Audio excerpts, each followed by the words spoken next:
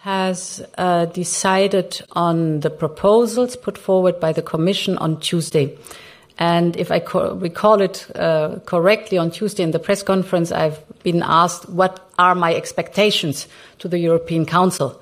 And I told the one who asked me that my expectation is to get strategic guidance on this big package, this big proposal by the Commission. And that's exactly what we have managed and got today. That was the goal, because all of us know that these very highly technical energy questions have to be tackled with the energy ministers. And I think on Tuesday will be the next extraordinary energy minister meeting.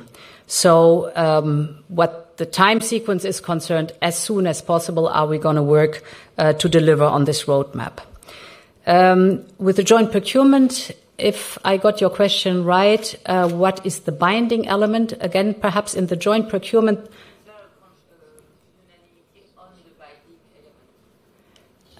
yes, the binding element is, so the majority is incentive for companies to work together, voluntary, of course, to work together, and to do that by building, for example, a consortium, which is a big economic advantage for the companies because you increase massively your market power.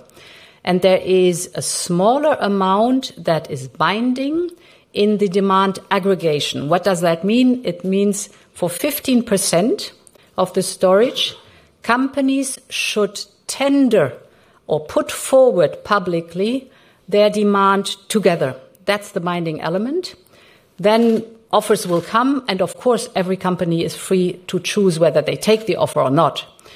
So that is the way the joint procurement is organized, but it's of course a big incentive if you are able to build a consortium. And on your third part, households and businesses.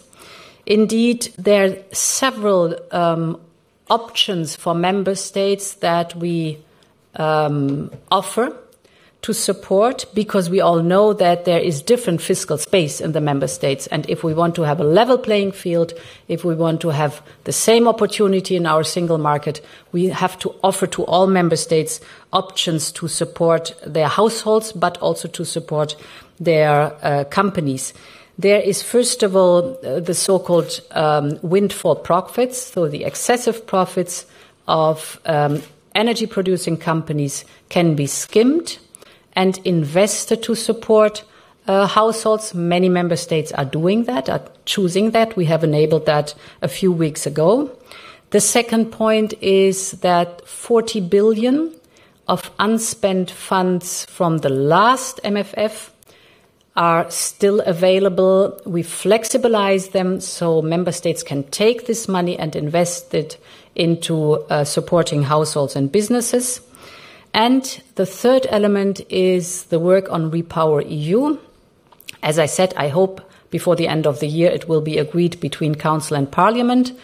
And Repower EU is investment in infrastructure, cross-border projects, renewables, energy efficiency, and can be up to 300 billion euros. It depends a bit on what the choice of member states is.